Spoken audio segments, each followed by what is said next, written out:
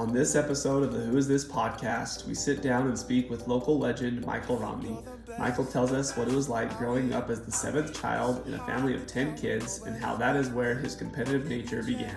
We also talk about how sports have impacted his life and helped drive success in his many business ventures. So,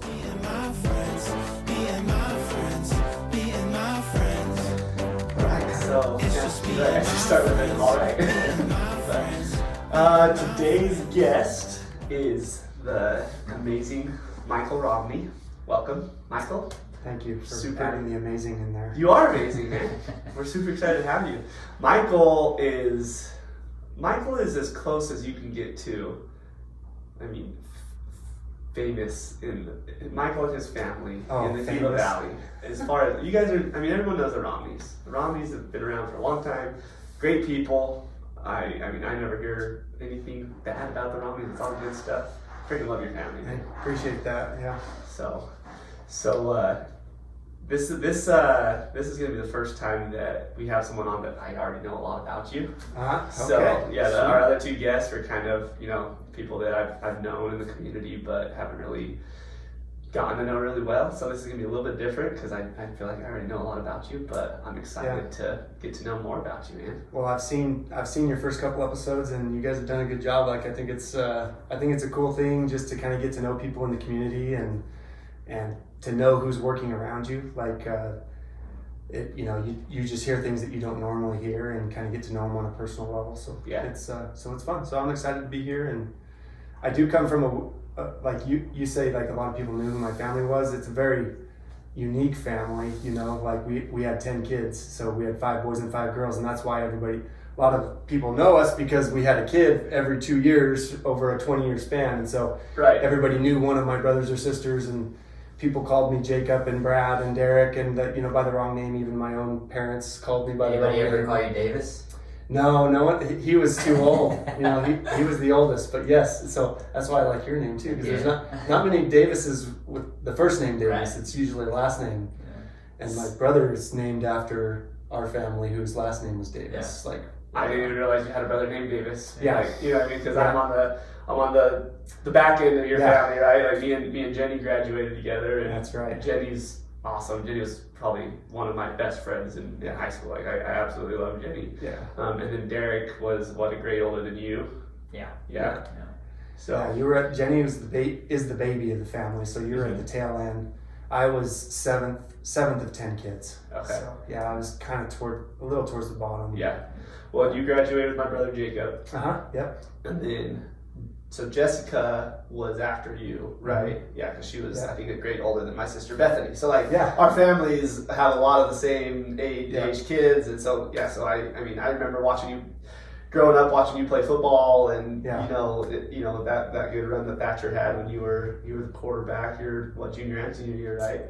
Yeah. So that was how I knew Michael Romney was you were great at sports, and you were.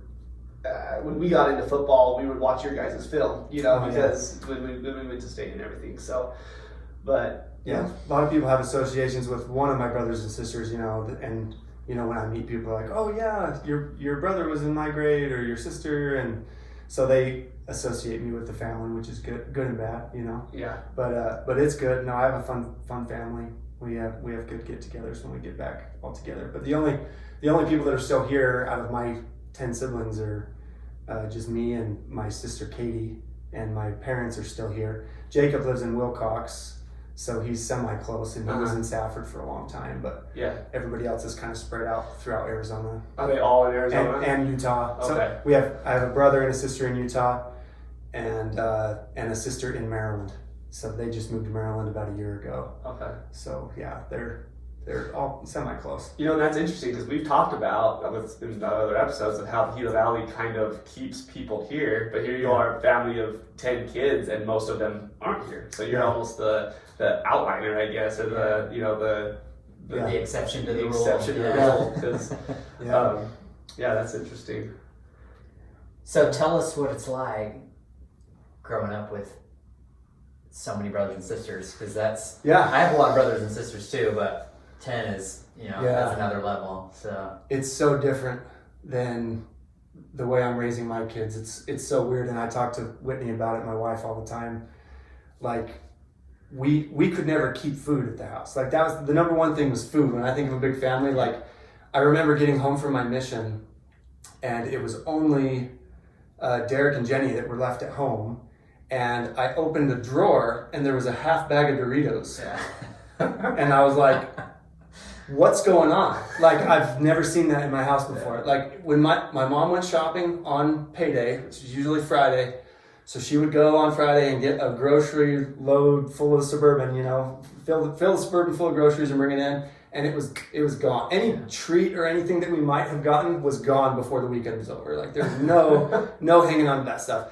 And even like the good cereal, like my mom would buy one good cereal, like with sugar in it.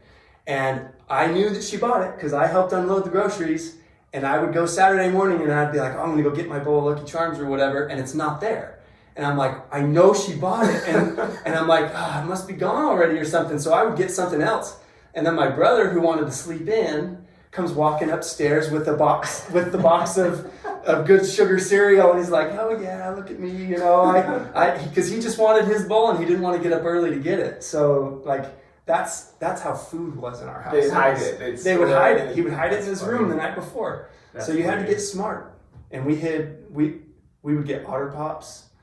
That would be like our main treat for the summer, Otter Pops. And we would hide Otter Pops in different parts of the freezer, and just so that we could secure one for later on, so that we might be able to get 2 of them.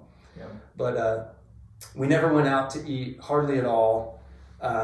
When my parents did go to like Taco Bell or something, like you got a burrito and a taco. Like there was no ordering. Well, you couldn't, I mean, it's hard enough when I'm going through the drive-thru trying to, what do you want? You're there for yes. You feel like you're telling up the line. With 10 kids, that's going to take some time. When I go to Taco Bell, and we've been in the same Taco Bell line a few times here, but when I go through, it's like, oh yeah, I want a bean burrito with no cheese and no sauce and no onions, like just plain beans, and I want another one that has sauce and cheese but no onions, and I'm like, why am I doing this? My parents taught me not to do this. Like, it was like they brought it home, and if you didn't like it, you didn't eat it, But it's so funny that you mentioned that. If my wife she'll listen to this, and she's gonna laugh because she knows that my order, because I grew up in a big family, my order is a bean burrito and a soft dog. Yes. Very basic, very simple, not needy, and that's how we grew up. It was, and I was happy to eat it and super stoked, know.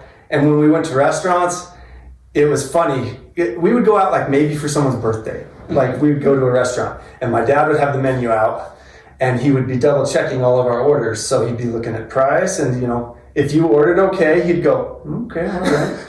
And then the next person goes, and they like try to order a soda or something. He was like, he'd give him the death eye, like, and if it wasn't your birthday, you didn't get a soda. It was like, no, like, okay, it's your birthday, you can get a soda. But he was double checking everybody, making sure we're under a budget, and my dad was the manager at John Deere, so that was his first job. What moved him to the Gila Valley was he managed Romney Implement. Where did he move from? He came from Las Cruces to here. Okay. But Las Cruces is where he grew up. So I don't think I ever realized. I know you have uncles that live in Las Cruces, right? Yes. They're appraisers, and they're actually on our panel. They do appraisals for us for the loans that we do over there. Yes. I didn't realize that's where your dad grew up, though. Yeah, so in Mesilla Park, just outside of Las Cruces, that's where my grandparents raised their family. So my grandpa was a farmer. He had cotton farms.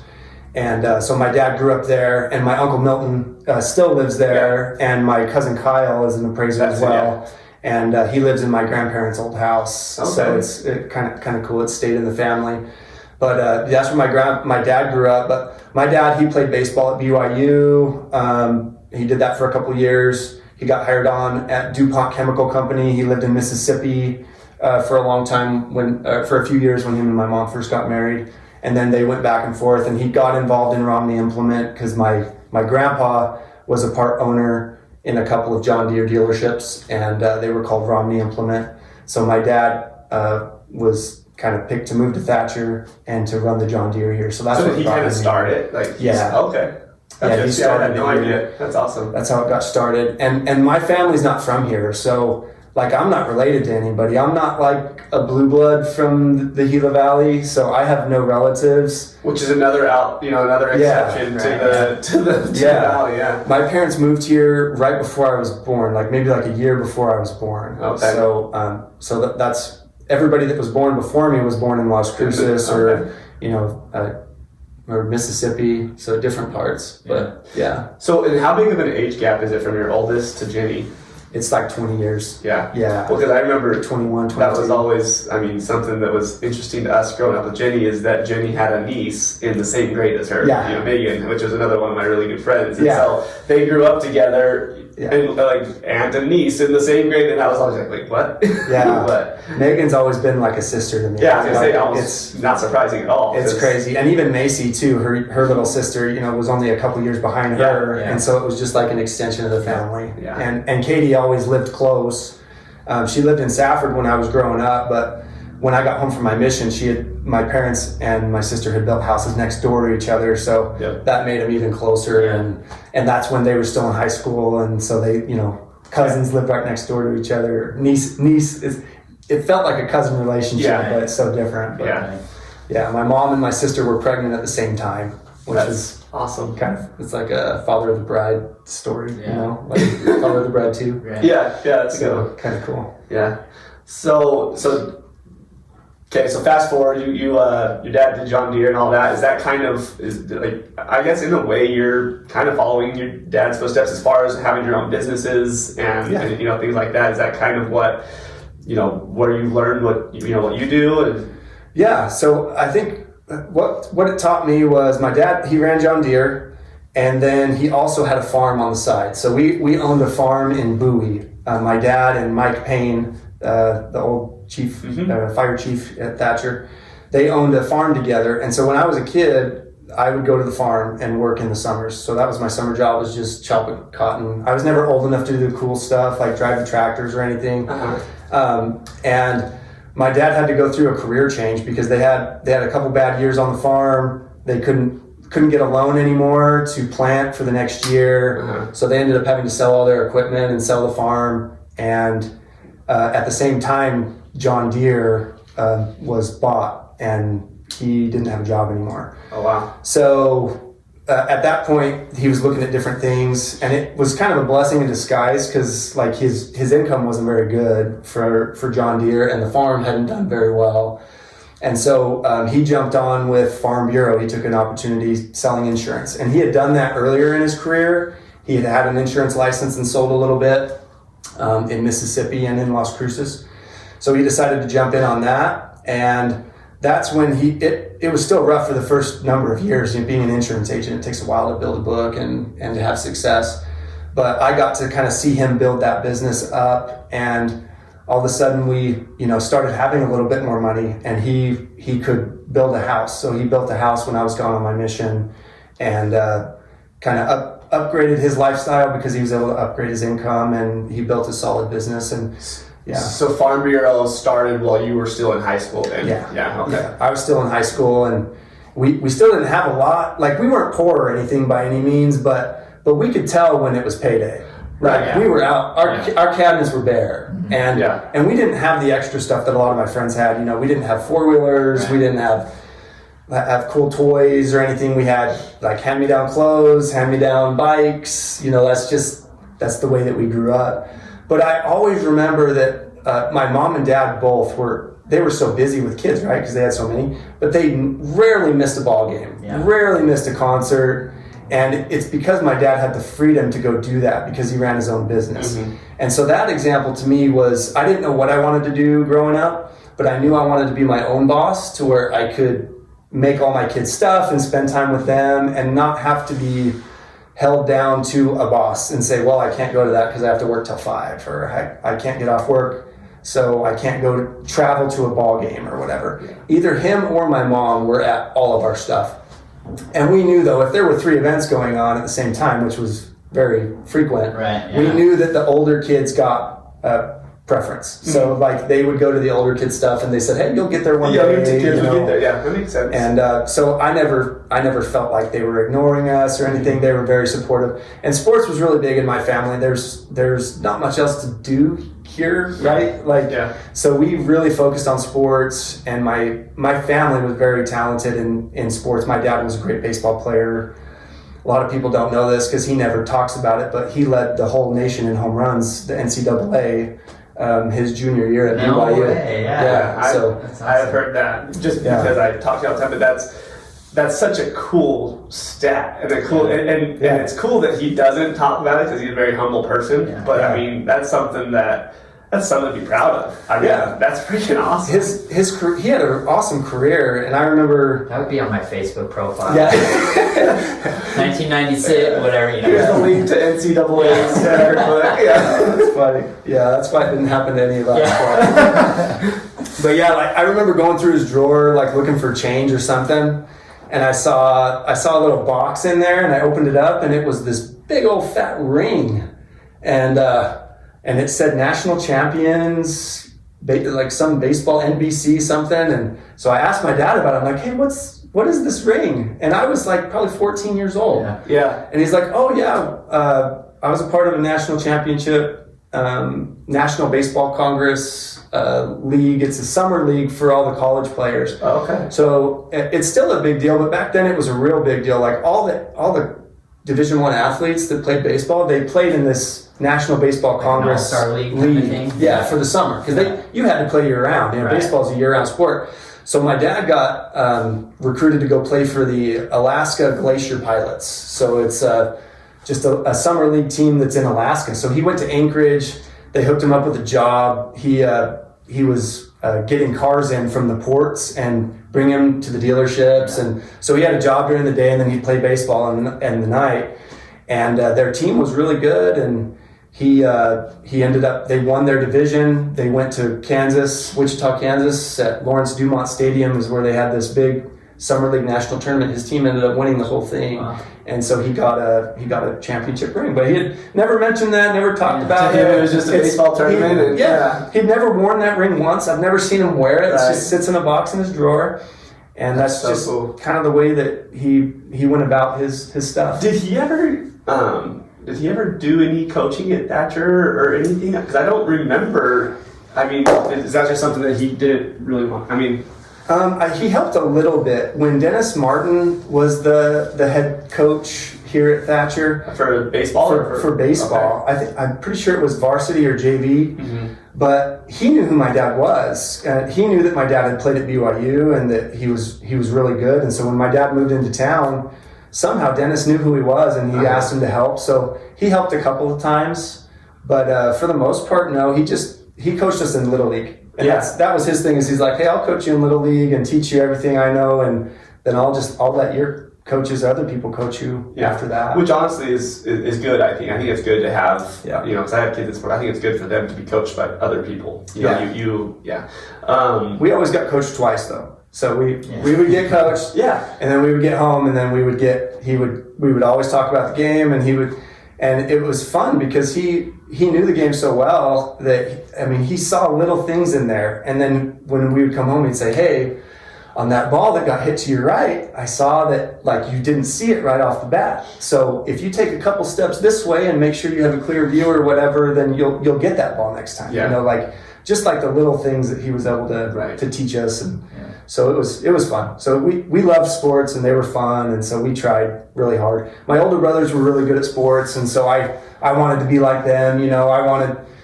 We were always playing football behind the stadium at the varsity games, and I grew up that way, and I wanted to be one of those guys too. So it was fun. And we grew up in a great place where people care about sports, and there's a lot of community support, and so it was super fun. So you guys went back to back, right? Let's talk about that. Your junior and senior year. That was a long time ago. Yes. So we won it my freshman year. We won state. That was with Coach Hughes. And Nathan and Ethan Estes were seniors that year, and Ryan Ennis, Jeff Brown, the Frank Sweet. They had a stacked team. And so that year we won it my freshman year. Then we lost my sophomore year. We lost to St. John's like in the quarterfinals or something, and then we won it my junior and senior year. Okay, I didn't realize you won it your freshman year, so you almost went 4 years in a row. I mean, almost. And I thought we had our best team that sophomore year, which is kind of crazy. Yeah. Like we were stacked. We were so good, and but it didn't happen. Like the St. John's game was kind of weird. We tried a different offense that we had never tried before, which ended up being a mistake. We went with a shift, so kind of 2 tight ends to one side, and so it just left a guard on the side of the center, and we thought that would throw St. John's off, and it didn't. They just killed me all night. I've never been that sore in my life. I got drilled every single play. It was a tough game, but so you were the starting quarterback your sophomore year too.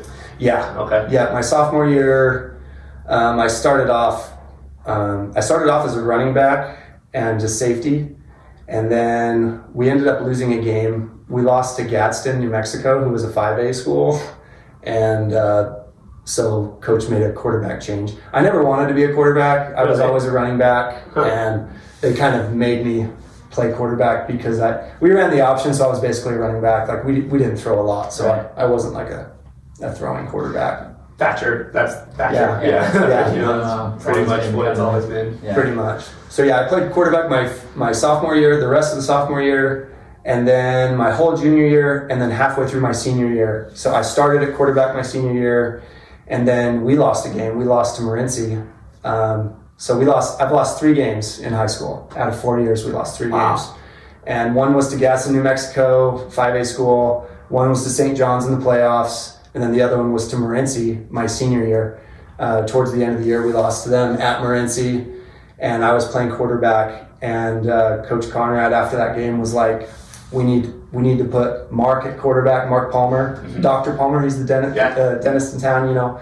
So they put Mark at quarterback and started him there and put me and Sean Hinton back at running backs. Gotcha. And it was a good move for everybody. Yeah. And I didn't care at all that I got replaced. And Mark did Mark actually, he could throw the ball way better than I could anyway. Oh, really? So in the state championship game my senior year, he threw 2 touchdown passes. Really? He threw one to Jesse Castro and then one to Elliot Johnson. That's awesome. So like we had a really good team. It was fun. Really good coaches, like great program. Coach Conrad's like a dad to me. Like he coached me in 7th grade basketball, all 4 years of high school baseball, and all 4 years of high school football. Wow. So like I love Coach He was Conrad. your guy. Yeah. Spent a lot of time with him. Yeah. We spent tons of time together. He is a super cool guy though.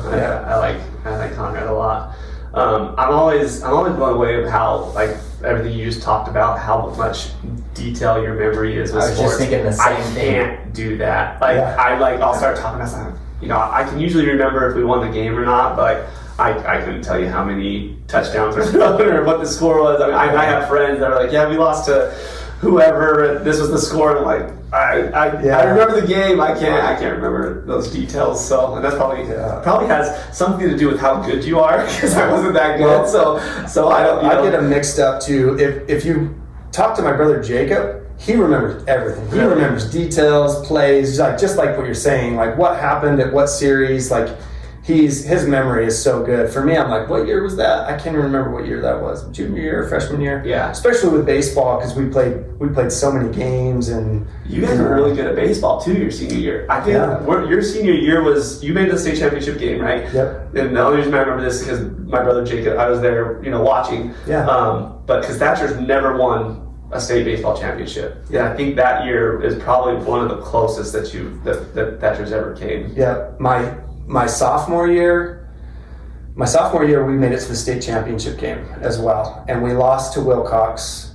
I think it was like 3-2 or 4-3. Like we lost by 1 run. There's a whole story in that. And there's a big story in that too. Shout out to Isaac Johnson, who got cut from our team and went to Wilcox. There was no transfer rules back then, and so he went to Wilcox. And he was great. Yeah, he was super fast, and he made a diving catch in the outfield in that state championship game. He stole a couple bases, had a couple hits. It was the difference in the game. So we had Johnson brothers on both teams in that state championship game. So it was a crazy game. But that was my sophomore year. We made it all the way to the state championship. My freshman year, we lost to the state champions at state. So we made it to state. We lost to Wilcox. Wilcox won it. And then Wilcox won it my sophomore year. Wilcox won it my junior year. Yeah, they had a run. They had a great run. They had a great team. But and my senior year, we ended up making it to the state championship. Who won that year? My senior year, it was Bisbee. Okay. Bisbee 10 run ruled us in the state championship game. Oh, really? It was one of those. It wasn't our day, you know. Yeah. Well, that's baseball. Yeah. That's my junior year. We had a really great team. We played Hayden in the playoffs. I think it was either the first or second round, and they were the number 1 seed, I think, again. But they were stacked team, and we beat them that game. Super close game. I think it was like 2-1. We had a great game. We beat them, turned around and lost to Morenci. If I'm remembering right during the year, I'm pretty sure we had beat them during the year. That's just baseball. It's so hard to win a baseball state championship because it's a one and done. There's no series. Yeah. They really can't do that in high school baseball. Right. It's not a long enough season. Yeah. So we had great teams in all sports. Thatcher always has. They've always done really well. Girls basketball was like legendary when I was in high school, and softball. Girls softball. That was Mr. Henson. Yeah. Henson and Lee Merritt. They were great. Yeah. Lee Merritt was one of my football coaches too, all 4 years, and even in junior high. So we've been blessed with some really good coaches and really good athletes. And it's funny too because not a lot of us go on and play other places. Yeah. It's like really cared about in high school.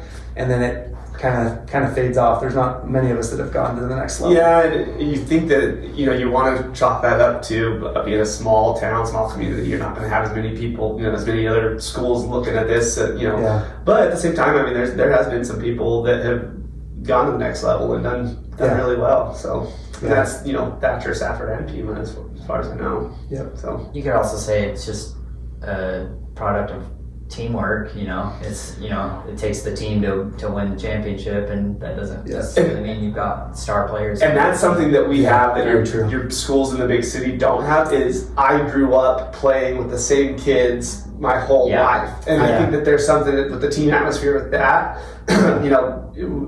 When I didn't get to high school, it's just barely started playing. Like we've been playing together, so you know how each other play, especially with like basketball and football and stuff. So.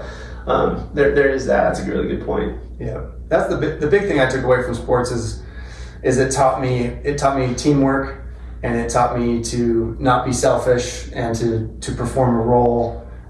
There's a lot of life lessons, a lot of hard work, dedication. You take those same principles and apply them into your business, and you're going to be successful. So that's the main reason why we play sports is to learn that kind of stuff. The games and the wins and losses, they're all kind of foggy and whatever. They're great. It's great to win, and it teaches you to be competitive too, which is great. Like you want to be competitive. Like you like to see your name at the top of that mortgage list, right? Like on loans closed this month. Like okay, he beat me this last month by 1 or 2. I don't know. He's been up there. He's a freaking monster, and that probably goes hand in hand with being in such a big family with older brothers. I mean, I have 2 older brothers. I'm super competitive. I'm more competitive with my brothers than anything. That's especially on the golf course or whatever. Like that's whatever. Just because being the youngest, I grew up with them always being better than me, so I always wanted to be better. So I think that probably goes contributes to your competitiveness and your successfulness in your businesses. Being part of that big family. Yeah, for sure. And I had an older brother that was just 2 years older than me. So me and Jacob were really close in age. Mm-hmm. So I was same as you. I was always trying to keep up with him and trying to be as good as him and compete with him and things. So that helps a lot when you have somebody like that. And so Jacob does Farm Bureau in Wilcox. And now is your dad still involved, or are you here in Safford? What's that like now? So he's semi-retired. He ran the business for about 25 years, and in 2020 I took over as the agent, and he became a sales associate for me. Gotcha. So I moved back to Gila Valley in like 2017.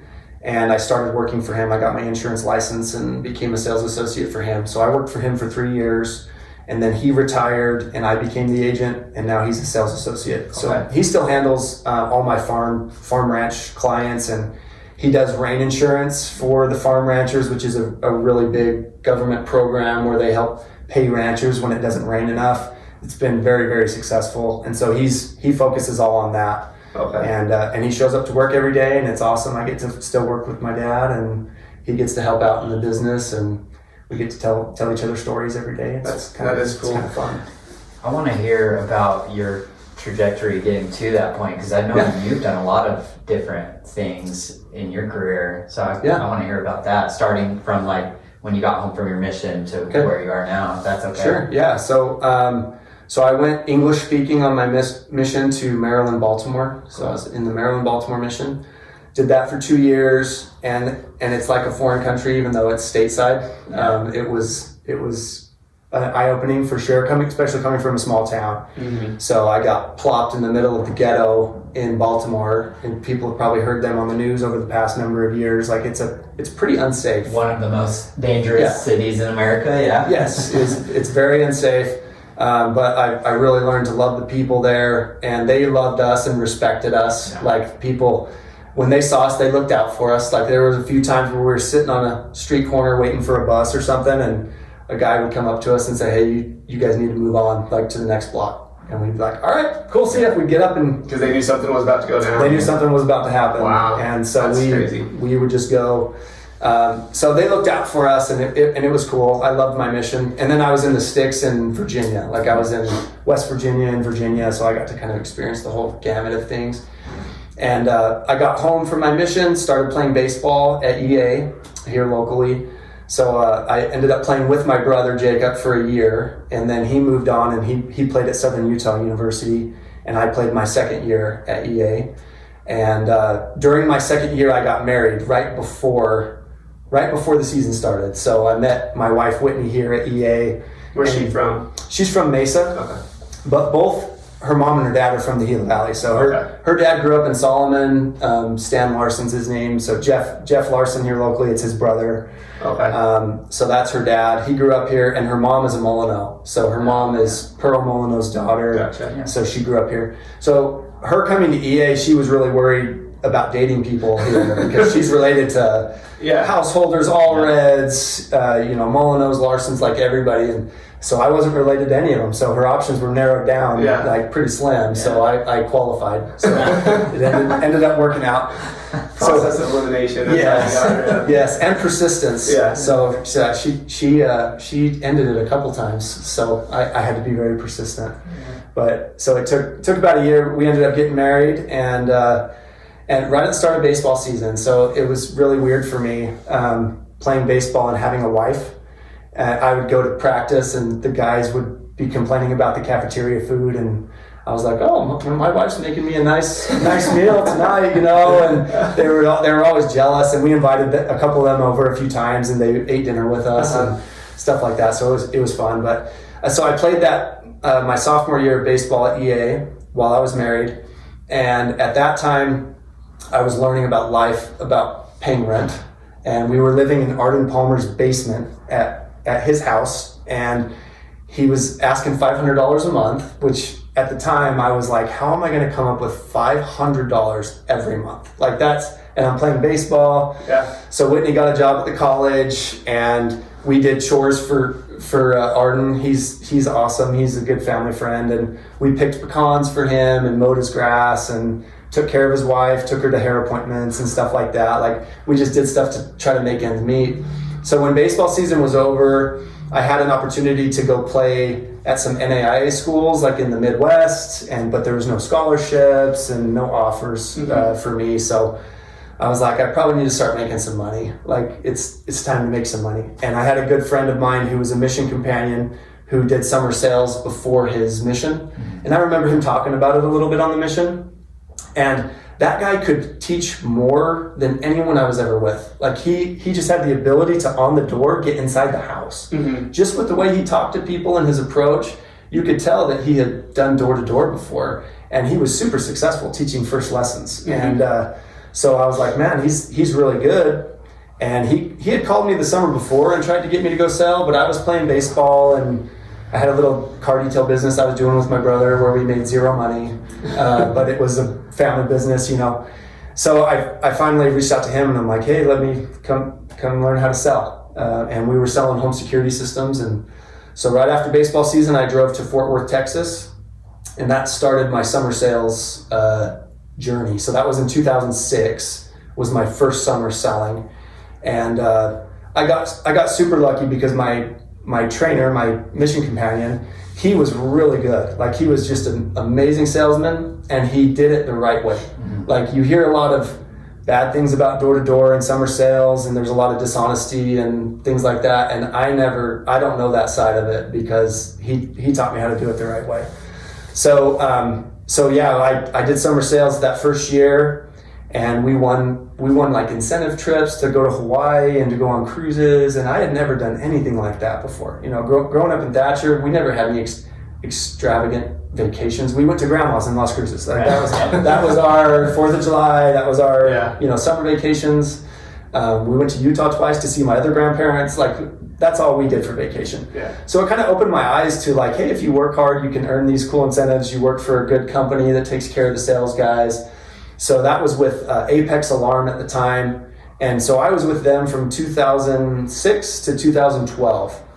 And I sold door to door and I managed teams and we went all over the country. So usually they go to different places each summer, right? Yes. I mean, depending on where they think the need is. And yeah. So it was fun. They had a draft. So just like really? Every year they had a big draft party and you did market research on where you wanted to go. And depending on how you did the year before, you got slotted in the draft order and the best teams got to pick first. Not like the NFL where the worst teams get first pick, right? So that was a fun part of it. So I would go do market research. I'd fly to different markets and go sell a little bit and test them out. And so we had a draft every year. I had a co-manager. I got to work with some really cool people, really great leaders. And we would go for the summer. So I was going to school at ASU. So I got my general studies associate's degree here at EA. I started going to ASU for a business degree. So I was going to school and then doing summer sales. And so I graduated in 2008 from ASU, so I got my bachelor's degree then. But I just kept selling for the summer. I had never really used my degree, but I could say I have one, I guess. This was kind of a theme on our last discussions, going to school, but it not really, turning into anything. That's kind of our experience with that too. Both got degrees, but aren't doing nothing with them. So yeah. You can make really good money without a degree. Yeah. Like and school is very important for certain professions, of course. But if you don't have like a specific thing that you're going for, then I learned some things at college. Like I remember some things, but 90% of it was just busy work, and didn't do anything for me. Yeah, that's My degree's in Parks and Recreation Management. Yeah. So, cool. And again, we talked about this on the last one, but I do, it did set me on a path. I feel like everything happens for a reason. Mm-hmm. And I think that it is better to be working on something like a degree rather than just living in your mom's basement and not doing anything, So I think there's that too. But yeah, I don't use my degree either. And my summer sales job was nice because it allowed me to pay cash for my tuition. So I never went into debt. I never had student loans. That's awesome. So we made pretty good money that first year, and we bought a house right after, and I was going to college, and I just kept doing that. I did that for 6 summers, and we lived in, see if I can remember the different places. So we lived in Fort Worth, Texas, Wichita, Kansas, San Diego, California, Fayetteville, North Carolina, Wilmington, North Carolina, Fort Lauderdale, Florida, Conshohocken, Pennsylvania, Cartersville, Illinois, Charlotte, North Carolina, Grand Island, Nebraska. And did you have kids at this point? Yeah, we had kids through all this. And they went with you, right? Yeah. You your family with us. Yeah. Each day was like 4 to 5 months. Yeah. So we'd do like a 4 to 5 month summer, and then we'd move somewhere else. Hawaii. That's when I got into solar. Yeah. So in 2012, I got into solar. There was a new opportunity with Apex Alarm turned into Vivint. Vivint turned into Vivint Solar. Like they started a solar branch. So I started working in Hawaii. I went to Maui and learned how to sell solar, and that's where I kind of got into the solar industry. And you're still doing solar, right? Yeah. We started our own company here. Me and Jeff and Ivan Brown and Nate Sorensen started just a local solar company. We don't install anywhere but here in the Gila Valley. So my journey in solar started in 2012 in Hawaii, and I ended up getting promoted and going to California. I lived in Northern California for a year and opened a branch there. And it wasn't a summer sales gig. Solar for us, it was like a permanent market. So when I went to Hawaii, I helped open that market. Like we had to find a warehouse, we had to get vehicles, we had to hire people. So I got to experience all that kind of stuff. And then I did the same thing in Northern California. And then I did the same thing in West Phoenix. So after a year in California, they opened Phoenix and they offered it to me since I was from here. So I started that and found a warehouse, found employees, lined up the whole thing. And I did that for about 4 years. I lived in Gilbert and commuted to the west side of Phoenix. And then... you don't know this. I'm going to interrupt you real quick. Go ahead. You don't know this, but you kind of, in a roundabout way, put me through college because my sister worked for you in West Phoenix. Yeah, Demi. And the corporate office was in Provo where I was going to college. Right. And I needed a job at the time, and Demi called me and was like, hey,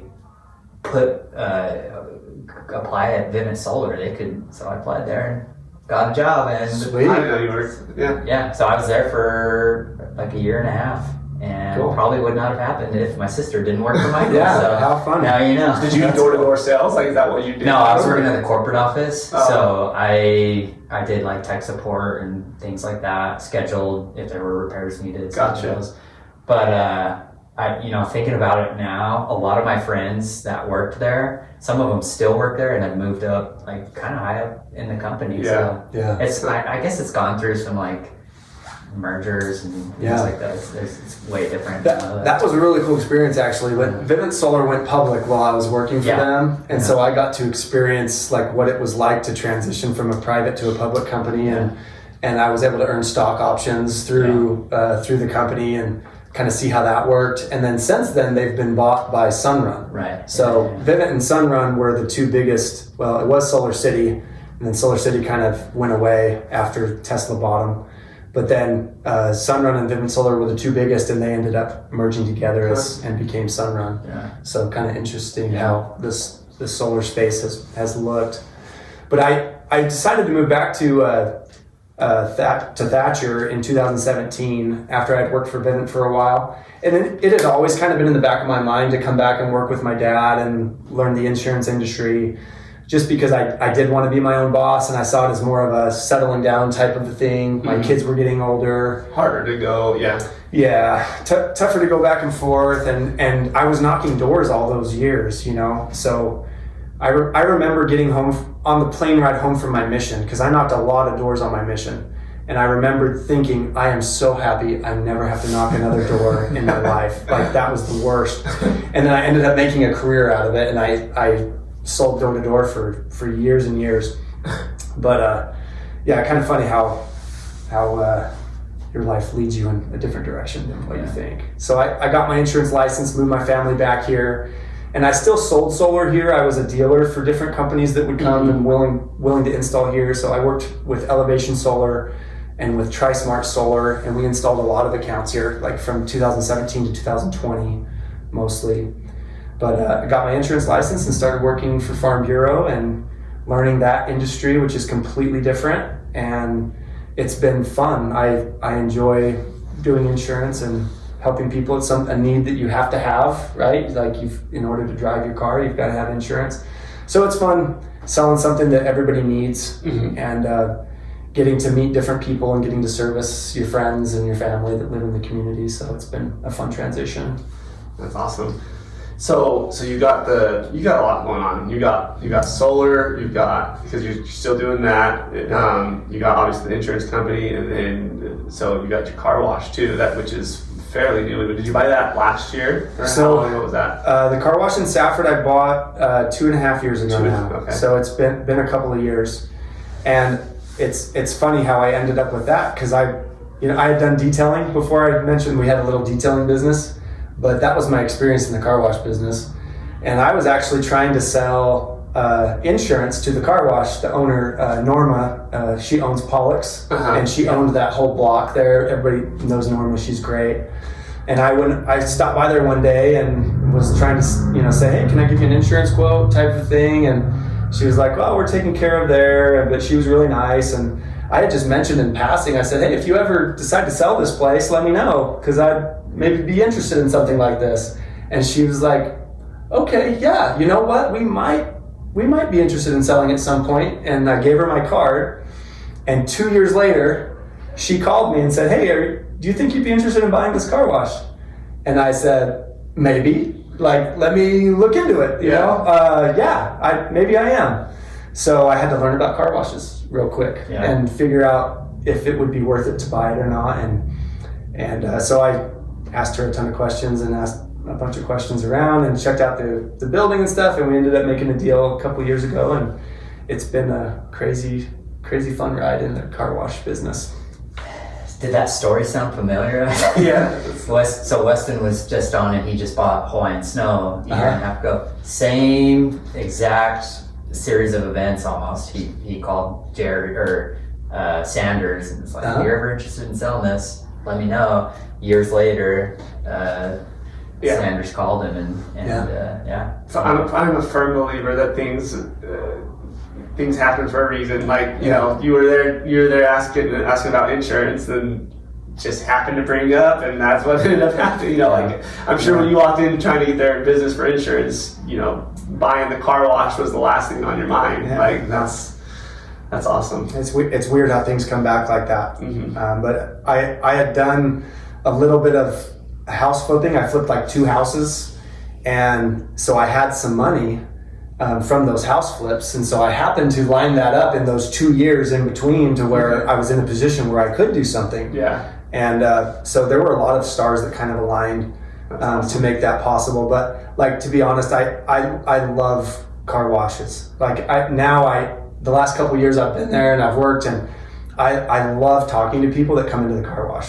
You meet some of the coolest people, all different walks of life, super awesome people. You get a few of the not so nice people that complain about things, but they're everywhere. Yeah. But for the most part, you run into the best people, and in particular the Safford car wash, people have been going there for 50 years. Yeah. It was opened in 1970, and we have some of the most loyal customers that will only go there, and it's been a killer that we've been down for 6 months. We've been renovating, and we're adding a new touchless automatic system into Bay 5. And I hear it all over town. Every time I run into people, when are you going to be open? When are you going to be open? And we're hoping for June 1st. That's our target. We're waiting on an electrical panel that's been out of stock for 5 months now. Wow. So everything's in place, ready to go. We just need power. That one. Oh my gosh, that's crazy.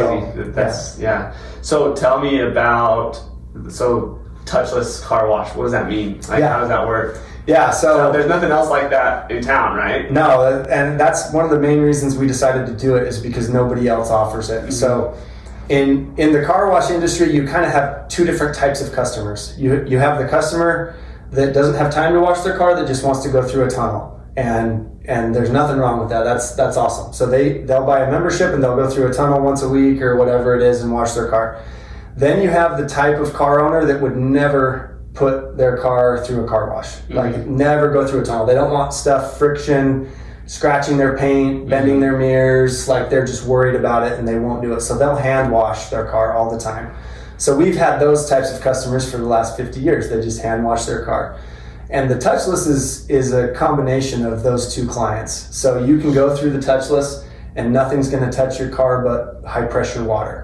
So basically you just go park your car in the middle of the bay, and it has an arm, a high pressure arm that works around your car, and the chemicals do all the work. It does the pre-soak chemical that helps to get all the bugs off and all that stuff, and then it goes around with high pressure, and there'll be 3 different packages you can get. It even has a ceramic coating in the highest package that will help protect your paint and make the car wash last a lot longer. So you don't have to worry about any friction or any brushes or anything like that. And they work great. They have them all over in Mesa. All of the older car washes that were all self-serve, they've converted a bay or two into these touchless automatics, and they work really well. So yeah, they're good washes. So I have my truck that has the Man Mortgage wrap on it, and when I put that, I was always I just want to run through the tunnel, right? But with the wrap, when I put that on there, said you probably shouldn't put that through a tunnel because it could potentially, peel or whatever. Is the touchless safe for wraps? Yeah, like that high pressure. Yeah, if your wrap isn't in very good condition, it'll start to maybe then it might peel it back a little bit. But the pressure isn't really much more than the pressure of the wand if you hand wash it yourself. Gotcha. So you should be fine. It's just doing the work for you. Yeah. I'm good friends with the auto glass guys in town, being in insurance, and so they tell me all the time stories of people's mirrors that they're replacing from getting ripped off in the tunnels and bending back their windshield wipers, and they're having to replace. So they're like, oh, we can't wait till you get yours in. We won't be as busy with fixing all this little stuff that we don't want to do. I even I'm a part of a Facebook group of car wash owners, and they sent a picture or a video in of one of their tunnels, and it picked up a string of barbed wire from the back of somebody's truck that was in the back of the truck, and like 5 cars went through after, and it just scratched the crap out of every single car that went through until they realized it. So that's an extreme example of what those brushes do, but those things don't get cleaned very often. So if a really dirty truck goes in there, it'll get caked with dirt, and if you're the next car that comes in, you're going to get scratches from all that dirt and mud. And there's a lot of dirt and mud here. Like that's the hardest job at the car wash is cleaning up the mud. Like I've got to go shovel mud. I have employees that shovel mud, and after it rains, it's crazy for like 3 days. You're shoveling mud like crazy. So, but it's fun. I love the car wash industry. Are there car wash conventions? Yeah. Have you been to one yet? I haven't been to one yet. That's another thing that we've talked about is there's conventions for everything.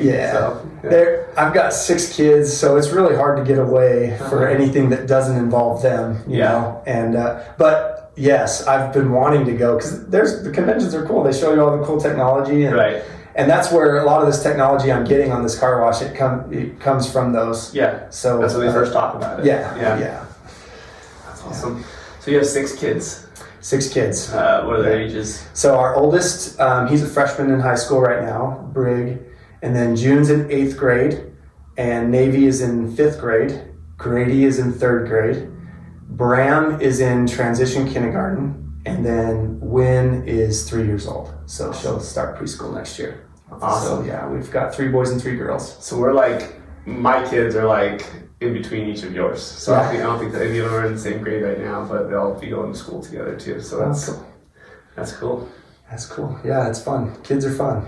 They keep you really busy. And so we're learning how to be new parents of high school age kids and grumpy teenagers. Yeah. So we're learning that side of things. I'm so nervous for that because both of my daughters, they're 8 and 6 now, and they're already so sassy. I'm so nervous for when they're in high school because they're already keeping me on my toes.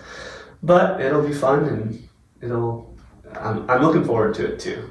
But I am nervous about it. There are fun aspects of it, when they get into their sports and their activities, and it's a little higher competition and stuff. It's fun. It's fun to travel to games and all that. Well, and I'm nervous about them driving, and luckily I have a good insurance guy. Because I'm sure I'm going to be using that more as my kids get older. So, yikes! But kids are no fun. They're expensive. As far as dryers go. Yeah, it's pretty expensive. Yeah. So are you?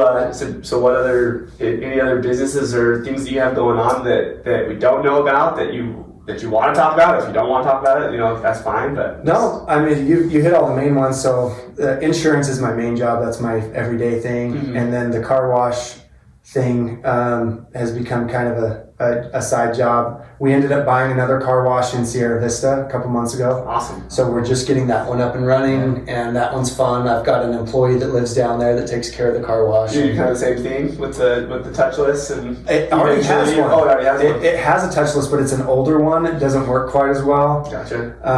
And we've already had some issues with it, but that's the thing about the car washes is that you have to have someone there all the time because little stuff goes wrong all the time that you have to adjust and fix.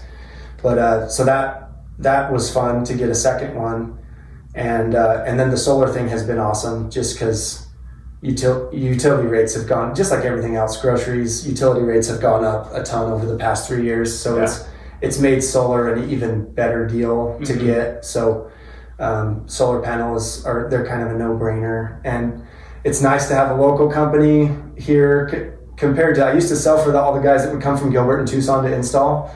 And they did a great job initially. Like the pricing was good and the install was good. But the hard part was if anything ever happened and you needed service, it took months to get them to come back. Yeah. And that's why we ended up starting a local solar company here.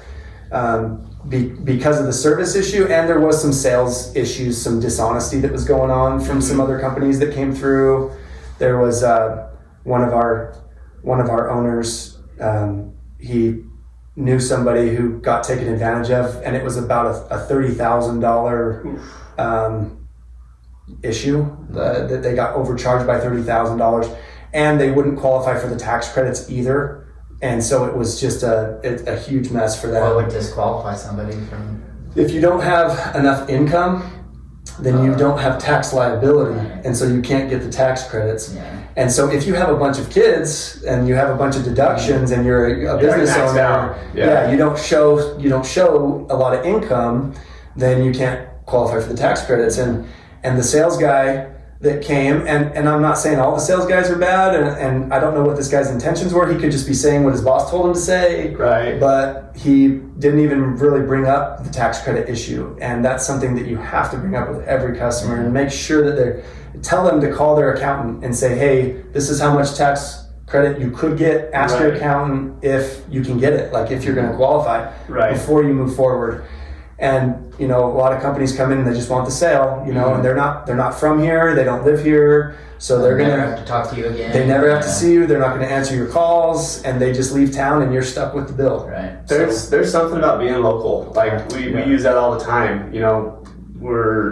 I always tell people you know where you can find me if I take you off. If you're doing a mortgage with some online company that's in Nebraska or Rocket Mortgage or where, you're never gonna see that person, and they don't care if they make you mad. We live off of referrals. Our local reputation is extremely important to us. So we're going to do everything we can to make sure you're happy. So that's awesome having and being in a small community. There's a lot of things out there that aren't here. And you said it's cool that there's a solar company now that we can go to. Yeah, there's never been one before, and part of the owners of Eastern Arizona Solar are Jeff and Ivan Brown, and they've been doing electrical work here for years. They wired my house, and they do a great job. Their quality is awesome. That was always something that was kind of hard, like for the other solar companies I've worked for, is I would show up to a job right after it got installed, and I'd see a piece of conduit running straight across the front of the roof, like. It looks terrible, and it was just because it was the shortest run, easiest. They don't care, and I'm like, and then I have to explain that to the customer because the customer gets home after the install and they're like, "Why did they do that? Like that looks awful." But Jeff and Ivan, they hide conduit. They care about how it looks. Like they're very particular because they care about their reputation. They want the return business. Yes, they even found one of our customers didn't have a ground rod on their electrical panel, and that's like against code, and it was like a brand new house. Oh my gosh. And they were like, you don't have a ground wire. I don't know how you passed inspection. How are you living here right if now? Your house got struck by lightning, you would be in trouble. And so they installed the ground wire for them. Like they took care of them. So anyway, I've partnered with some really good people, and we're not trying to be the biggest and best, biggest solar company in the world and make millions of dollars. We just want to provide a good local service that we can maintain and help people out here locally. So that's awesome. Well, cool. I know I learned a lot about you today that I had no idea about, especially with some details with your family, which is super cool. I appreciate you spending the time to talk to us, and we'll do it again sometime. And anything else to say, Davis? Oh yeah, this has been a great conversation and learned a lot about you. And I feel like after these, we've only done a few, but I'm always inspired to go and talk to more people and do more business. And add to my own story, I guess. It's interesting hearing the different stories because they all have the same outline, I guess. Like most people don't expect to be where they're at. Yeah. You know what I mean? Like life happens, and I think that as long as you're, working hard, true to yourself, and treating people right, things will work out for you. Especially as an entrepreneur, as a business owner, I think it really comes down to treating people right. Because I'm a firm believer in if you don't treat people right, it's going to come back around eventually. Yeah. So. Yeah. No. I heard a quote the other day from Todd Peterson. He said it was from his dad, but he had a little sticky note above his desk that said, "Life responds to effort." Mm-hmm. That's awesome. And that has stuck with me, and I've found that to be true. Like wherever you put the focus and the effort, life will respond to that. Like life will come back at you and give you the benefit and the blessings of the work that you put in. Yeah. If you're not willing to do the work and you're not willing to do some crazy things, like in my career, it was not easy. Like it was super hard. Knocking doors for 10 years, 11 years, that was really hard. And there were times where my family was living in a hotel. Like we had 2 little kids and we were in a hotel for a couple weeks and then we would move. And I remember putting our kids to bed in the hotel room, and me and my wife would go sit on the floor in the hallway and we would eat dinner so that we could actually talk, and because you couldn't talk in the room. Right. And we're eating dinner on the floor of this nasty hotel, and I'm like, what are we doing here? Like, is this all worth it? It's like 10 o'clock at night, because I didn't get home till way late, but it was totally worth it. It was super hard work. I was working all day long, sweating out in the summers. But I've been blessed to have some income to pay for my schooling, to be able to do some flip houses, to be able to invest in other businesses and invest in my family. Like we were able to buy the land that we wanted to here back in Thatcher and move back home after being gone for 11 years. Mm-hmm. So it'll definitely come back at you if you do what's right and you treat other people right and you work your butt off. Yeah, absolutely. And and we didn't even get into that. Obviously, it's fun to hear about the success, right? And that's what everyone sees is the success. And that's one thing that's always bothered me is when people think that, someone's just lucky or someone's been given what they have, or, they don't understand all the hard work that goes into it. They don't see the behind the scenes. And I'm sure there's lots of really stressful times, being a business owner and being a young family with young kids. I mean, it's not easy, but I am a firm believer that if you stick with it, and if you're willing to put in that work and make those sacrifices, that it'll work out for you in the long run. One thing I've learned is that most excuses are legitimate. Like there are legitimate reasons why life is hard or you can't do certain things, but being able to push through those excuses and find a way to make it work, that's what makes a difference between like the top 20% and the bottom 80%. Is just being able to accept that things are hard and do them anyway. And also being willing to accept the risk involved. Yeah. I think a lot of times, I know when I was working for the town of Thatcher, I had a really good job. I mean, it was a good job. I had great benefits. It was providing for me and my family. I had this opportunity to start doing this, and I specifically remember people very close to me saying, "Don't quit your job with Thatcher. Like you don't want to do that." But it was in all reality, it was a great job, and I would be fine if I was still working there. There's nothing wrong with that. That's a great doing that type of thing. But for me personally, I wanted to try something else, and I tried doing it doing both jobs at the same time for about 2 years, and it was a crutch for me. It was like it's like a baby learning how to walk. At first, they're going to hang on to this coffee table and they'll be able to walk around the coffee table, but until you let go of the coffee table, you're not going to branch out or be where maybe you get to the destination you want to go to. And so, but yeah, it was it was really nerve-wracking making that decision to quit that job and go full-time, and it's worked out, and it's been difficult at times, and I've had to make a lot of sacrifices. Unfortunately, some of those sacrifices is spending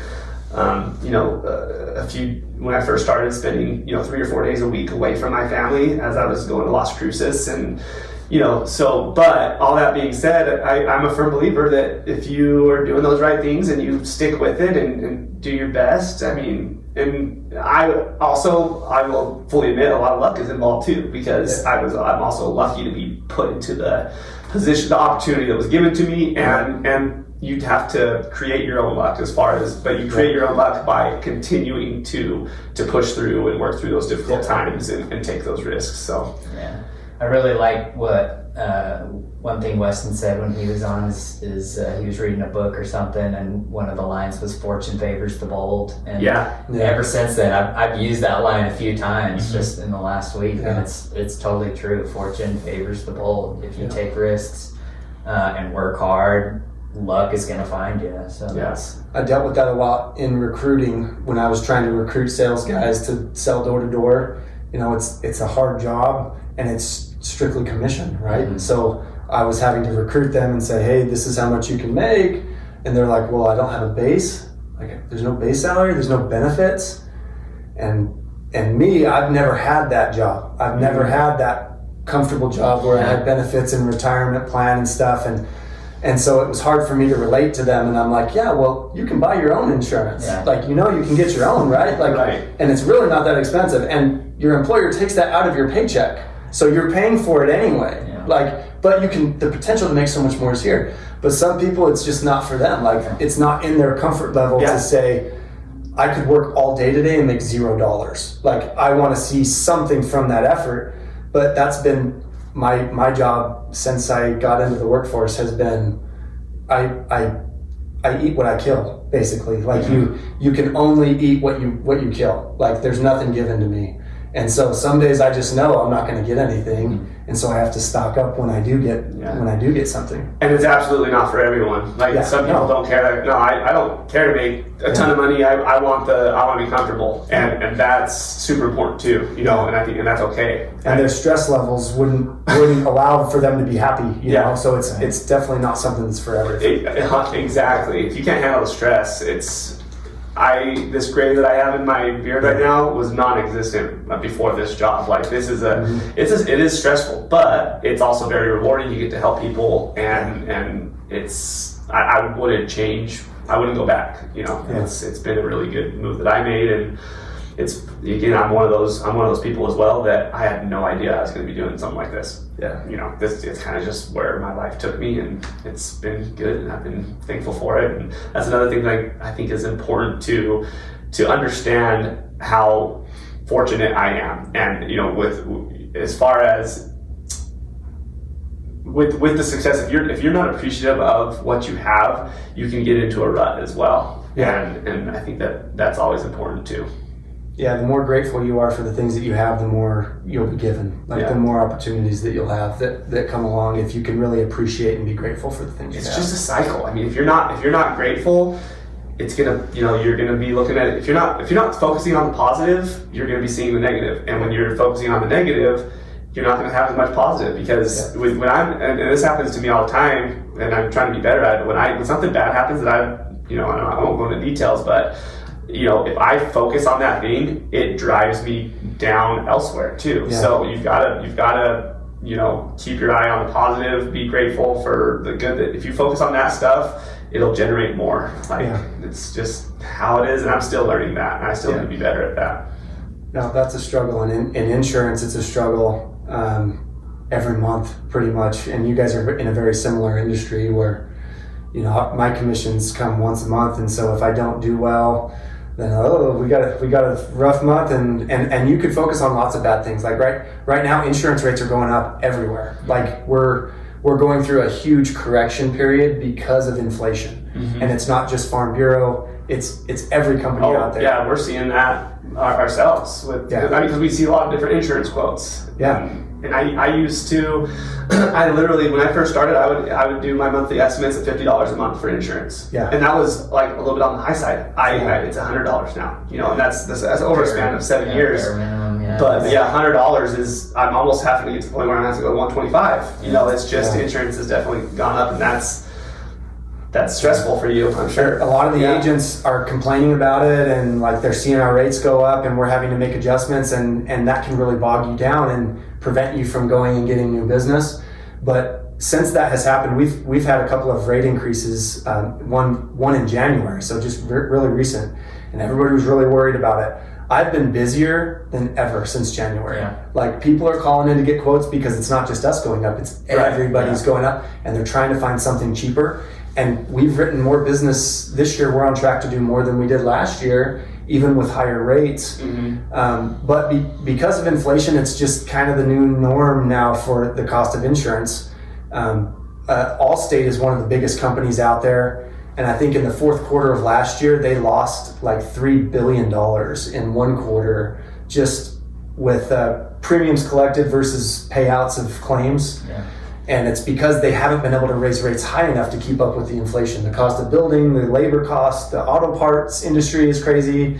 You can't get used auto parts for cheap anymore. Every time you got a little fender bender, it used to be like, oh, we can fix that for $500 or $600. Now it's like $4,200 to fix the same thing. Mm-hmm. So those rates are increasing, and I know people aren't happy about it, but it's kind of, it is what it is. So you just kind of have to work through it. That's why it's so important for mortgage company, insurance company, any type of company. You can't base your success based on price. Yeah. You can't, because you've got to create value elsewhere, because prices will likely always go up, you know. And so that's why, well, you know, one thing we've done is we don't claim to be the cheapest mortgage company out there. We don't want to be the cheapest mortgage company out there. When you're going and shopping for a lawyer, you don't want to find the cheapest lawyer. You want the best lawyer. You know, you want the best doctor, and the best isn't always the cheapest. Now, that being said, it's really important to be competitive, which we are. We're extremely competitive, and I'd say 9 times out of 10, if someone brings me a loan estimate from a different company, I'm willing to beat that. We're willing to beat that. We might be giving you a little bit of a deal that, you know, it might be below our par or whatever, but it's very important for us to be competitive. But what's more important for us is to provide the best service. And that's something that I feel like we've been able to do. We're even just recently we rolled out a promotion that we're doing where if someone brings us in a loan estimate and we can't get them a better rate, we're going to give them $500. Like, dang. So awesome. That's something that we really want to drive out there is we're not the most expensive company. Yeah. We're not the cheapest company, but we are extremely competitive, and we're willing to put our money where our mouth is with that. Like we're willing to do that for people. So, but yeah, value is the value that the company brings is so much, and this isn't just mortgage, I'm saying it in general. The value that's provided and the service that's provided is so much more important than the cost. Yeah. Because there's always going to be someone cheaper. Right. And so if you're solely basing what you're doing for people based off of the cost, it's a race to the bottom. Right. No, that's what makes Farm Bureau different too. We're a lot the same way. Like we're not advertised as the cheapest insurance, but we can do everything for you. Mm-hmm. So a lot of people think that Farm Bureau like gives loans to farmers or like is like a loan company or a finance company, and we're not. We just do regular insurance. We do home and auto. We do your insurance, and so we can also do businesses. And yes, we do write ranches. We write farms and all that. But we want to do everything. We want to be a one-stop shop for people. So people that need their home and auto done, people that might have a small business that need coverage for their building or that need general liability for their business, life insurance, retirement, 401ks, annuities, money market stuff. Like we can do all of that for people in one place. And we do want to serve the community. Like I'm not reaching out to different parts of Arizona and writing business all over the country. Like our business is here. I do get some referrals like in Mesa or in New Mexico or in Utah, but most everybody's here. And to that fact, I had a client that's building a house in Show Low. They're like literally he was shopping insurance, and literally the company told him, good luck. he was asking for business, or asking for this guy's, or asking for this guy's service, trying to give this guy business. And they said, good luck finding insurance in Show Low, because it's going to be expensive. Like, basically told him, I can't even insure your property because it's in Show Low because of wildfires and stuff. And so I had to reach out to you, and you were able to do it. And when you told me how much he's paying a month, I was shocked. Like, so there's that too. Like, it's important to be able to do certain things to make it work for people. Yeah. And that's been part of the insurance industry. A lot of them they're getting rid of the high risk stuff, so that's why it's hard to write stuff in Show Low, because they had some recent fires. So a lot of insurance companies have pulled out completely. They're like, we will not write these zip codes. Yeah. Like, these zip codes, there's no business. It doesn't matter what it is. We're not writing it because they have to reduce their risk in some way. And with Farm Bureau, they haven't done that yet. They haven't said, hey, we're not going to write anything, but they've made some adjustments, like to some deductibles. So he'll have higher deductibles in that area than we would here, or something like that. But we're still able to write that. But business. You have that capability of adjusting and manipulating, or not manipulating, but manufacturing what's needed to get the job done for that insurance. So that's awesome. Yeah. I was gonna ask you some insurance questions, but that's not really our purpose. It's more to just get to know you. But I'm really curious about all these insurance companies pulling out of different zip codes, because I had people call me and say, hey, who do you use for insurance? Because they live close to me. Yeah. My insurance just dropped me. So you kind of mentioned it's just about risk and... Yeah, it's happening a ton here, like rural areas. Yeah. So some companies have decided, hey, we're not writing rural anymore. That's so strange, because you think we'd be some of the lower risk... Especially vehicle insurance, because there's not as many vehicles. Yeah. So a lot of it has to do with home insurance and fire department and distance from fire department's one, higher risk there. If they have to send an adjuster out, they're paying somebody to have to come out here, like a 3-hour drive from Phoenix or Tucson for their adjuster. They don't have anyone that lives here. So they're not willing to pay that expense anymore, because gas, you've got gas and company vehicles, so they might shrink their adjusters and fire people and just service a smaller area where they can do more in one little spot. Every company has their differences. The thing that I really do like about Farm Bureau, though, and this is evident every time I go to a Farm Bureau meeting, like they have a corporate office in Gilbert. Every meeting starts with a prayer and the Pledge of Allegiance. That's awesome. Pledge of Allegiance, you don't hear that very much. They are very patriotic, very much God-loving, fearing people. Like, it's just a great community grassroots organization. Everybody that's a Farm Bureau member pays a $59 membership fee a year, and all of that money goes to education and educating people about agriculture. So they're really big on agriculture. So we have educations in the classrooms here locally, where people will go and they hand out kids and teach them where their food comes from, teach them what it takes to get your dinner. So it's called like Farm to Fork, where they teach them about how things are farmed and how cattle is raised and stuff. And then that money goes to the state to fight issues for our water. Like, water rights is a big thing that we deal with here in our valley, is the fight over water. There's been ranchers that have lost their right to use their own wells here.